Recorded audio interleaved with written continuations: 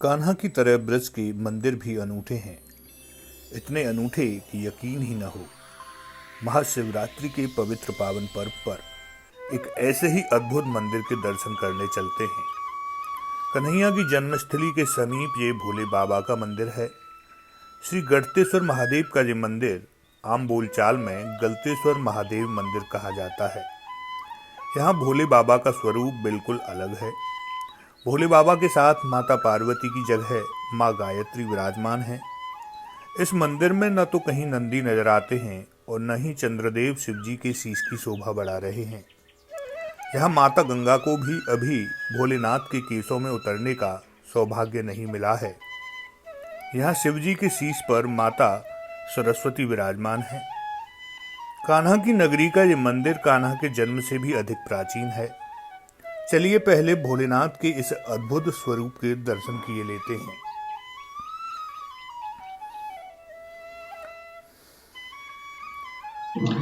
राधे राधे, मैं हूं वेद और आप देख रहे हैं मेरे साथ कान्हा का ब्रज।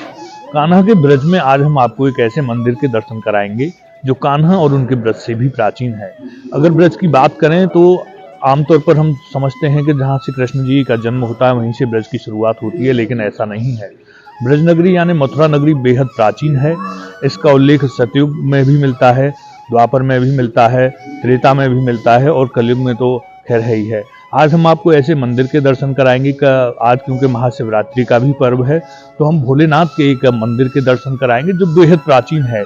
भगवान भोलेनाथ के इस मंदिर की प्राचीनता इतनी है कि आप यकीन नहीं करेंगे, यहाँ बेहद विविधताएं हैं। ये मंदिर उस समय से भी जब प्राचीन है जब भगवान शिव को चंद्रमा प्राप्त नहीं हुए थे, यानी उनके सिर पर चंद्रमा विराजमान नहीं थे। ये माता सती से भी प्राचीन मंदिर है। जब सती के साथ उनका विवाह नहीं हुआ था, पार्वती के साथ उनका विवाह नहीं हुआ था, उनके सिर पर गंगा जी नहीं विराजमान थी। आप देखिए हम कौन से मंदिर की बात कर रहे हैं, ये मथुरा में कहां पर स्थित है। पूरे मंदिर के आपको दर्शन कराते हैं। भोलेनाथ के दर्शन के लिए यहाँ लगातार भक्त पहुंच रहे हैं। शिवजी के प्राचीनतम रूप के दर्शन भक्तों को अभिभूत कर रहे हैं। यहाँ शिवजी पुरुष के रूप में हैं तो उनके साथ माता गायत्री प्रकृति के रूप में विराजमान हैं। मंदिर के सेवाधिकारी नवरत्न शर्मा गढ़तेश्वर महादेव की प्राचीनता पर प्रकाश डालते हैं। मंदिर का इतिहास तो ऐसा है कि जितनी पुरानी मथुरा है उतनी ही पुरानी ये स्थान है। और सबसे प्राचीन जो वर्णन यहाँ का मिलता है वो कुशिक ऋषि का मिलता है। कुशिक ऋषि के समय पे 2000 ब्राह्मण नित्य यहाँ यज्ञ करते थे और नित्य यहाँ भोजन सत्र होता था। यज्ञ सत्र और अन्न सत्र ये दोनों यहाँ चलते थे। क्योंकि कुशिक ऋषि का वर्णन ऋग्वेद में भी मिलता है, तो इससे ये सिद्ध होता है कि ये स्थान वैदिक कालीन भी है। और जो यज्ञ सत्र और अन्न सत्र का जो वर्णन है वो वराह पुराण में मिलता है। अन्य पुराणों में भी परोक्ष या प्रकट रूप से भी इनका वर्णन मिलता है।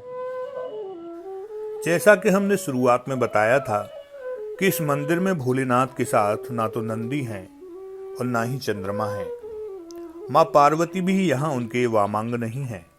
यहाँ शिवजी की जटाओं में गंगा तो दूर की बात है, शिवजी की जटाएं भी नजर नहीं आती हैं।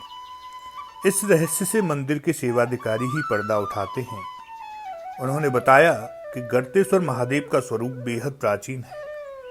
उस समय तक न तो उमा पार्वती, चंद्रदेव व नंदी के ही अवतार हुए थे और न ही गंगा जी ही पृथ्वी पर अवतरित हुई थी। सबसे पहले नाम की अगर बात की जाए तो गर्त शब्द के कई प्रकार के अर्थ हैं। वैदिक साहित्य में गर्त श्मशान का भी वाचक है। गर्त जो है वो ब्रह्मविल अथवा शिरोभाग का भी वाचक है। गर्त तंत्र में गर्ते वा गर्त मध्य वा योन्या कारण चिंतिता गर्ते ऊपर मध्य वा कुंडलिनी भूत सर्पवत। तो यहाँ भगवान शिव के ऊपर जो है ये गंगा जी नहीं है, सबसे पहली बात। और यहाँ भगवती दक्षिणांग में विराजमान है। ऐसा पूरी सृष्टि में कहीं भी ऐसा कोई मंदिर नहीं। यानी मूल प्रकृति और पुरुष ये सबके कारण है, इनका कोई कारण नहीं है सांख्य के मत से। दूसरी बात ये है कि कुछ विशेषताएं ऐसी हैं जो यहाँ हैं और अन्य जगह नहीं है। जो मूल जो प्रतिमा है भगवान शिव की, उसमें चंद्रमा नहीं है, हमारे यहाँ नंदी नहीं है, हमारे यहाँ गंगा जी नहीं है। तो इससे ये सिद्ध होता है कि ये स्थान अवतारवाद से पहले से है।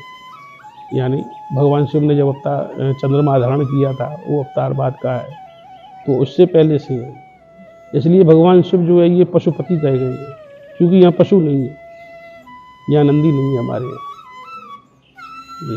तो इससे आप समझ सकते हैं कि ये स्थान कितना प्राचीन होगा। यानी जो शिव जी को जब तक नंदी और चंद्रमा प्राप्त नहीं हुए उससे भी प्राचीन। जी हाँ जी, ये तो सब अवतारवाद सब बाद में हुए हैं ना। ये भगवान ने चंद्रमा को भी बाद में ग्रहण किया है, नंदी भी बाद में आए हैं। तो ये मूल प्रकृति और पुरुष यानी जैसी स्थिति पहले थी सर्वप्रथम, वैसी स्थिति यहाँ है। शिव जी के साथ यहाँ माता पार्वती भी विराजमान नहीं, भगवती गायत्री है जी। यही जो भगवती है ये कई रूपों में विभक्त हो जाती है। ये मूल प्रकृति जो है यही आगे चल करके अवतार जब होते हैं या अन्य युगों में या कल्पों में विभिन्न नामों से इनकी अभिव्यक्ति होती है। यही सती हो जाती हैं आगे चल। हाँ, यही पार्वती होती है, यही उमा हो जाती हैं, यही कात्यायनी हो जाती हैं, यही दुर्गा हो जाती है। श्री कृष्ण जन्मस्थान के पीछे मल्लपुरा में स्थित गर्तेश्वर महादेव मंदिर को नगर की पूर्वी सीमा का क्षेत्रपाल माना जाता है। वैदिक काल के इस मंदिर का उल्लेख ऋग्वेद से लेकर पुराणों तक में मिलता है। सतयुग में जहां यहां बाल भक्त ध्रुव का आगमन हुआ था, तो त्रेता में भगवान राम के भाई शत्रुघ्न महाराज ने शिव जी की आराधना के बाद ही उनके भक्त लमणासुर का वध किया था। शत्रुघ्न जी का वर्णन बहुत सूक्ष्म रूप से वाल्मीकि रामायण में मिलता है। बहुत सूक्ष्म रूप से शत्रुघ्न भी यहाँ आए हैं और ध्रुव का भी स्थान है, ध्रुव भी यहाँ आए हैं। अब आप समझिए ध्रुव जो है ब्रह्मा जी से चौथे हैं, ब्रह्मा जी से चौथे हैं ध्रुव।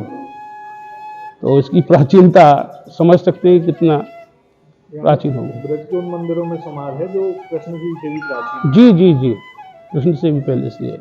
जब आप शत्रुघ्न जब यहाँ आए हैं, जबकि ध्रुव भी यहाँ आए हैं, तो ये तो और राम से भी पहले से की स्थिति हो गई। श्री गर्तेश्वर नाथ का यह प्राचीन स्थान मनोकामनाएं पूर्ण करने वाला है। मान्यता है कि यहाँ लगातार 41 दिन दीपक जलाने से सभी मनोकामनाएं पूर्ण होती हैं। सीधे गर्तेश्वर महादेव, जिन्हें यहाँ पर सब गलतेश्वर महादेव कहते हैं और श्री कृष्ण जन्म स्थान के बेहद समीप स्थित है। इनकी महिमा आपने जानी किस कदर इनकी महिमा है, और गर्तेश्वर महादेव का ये मंदिर कितना प्राचीन है, गर्तेश्वर महादेव की प्रतिमाएं कितनी प्राचीन है और इनका रूप कितना अनूठा है। इस तरह का रूप आपको कहीं देखने को नहीं मिलेगा। जहां आप देखेंगे शिव जी के सिर पर गंगा जी विराजमान होती हैं, यहाँ गंगा जी नहीं मिलेंगी, उनकी बगल में आपको पार्वती माता नहीं मिलेंगी, और यहाँ पर पार्वती माता की जगह गायत्री माता उनके साथ में विराजमान है, और यहाँ पर उनके आपको शीश पर चंद्रमा भी शीतलता देते हुए नजर नहीं आएंगे। तो ऐसे दिव्य स्वरूप के आज दर्शन हुए हैं। आगे भी कान्हा के ब्रज में आपको इस तरह के अनूठे दिव्य स्थानों के दर्शन हम आपको कराते रहेंगे। अब दीजिए इजाजत, राधे राधे।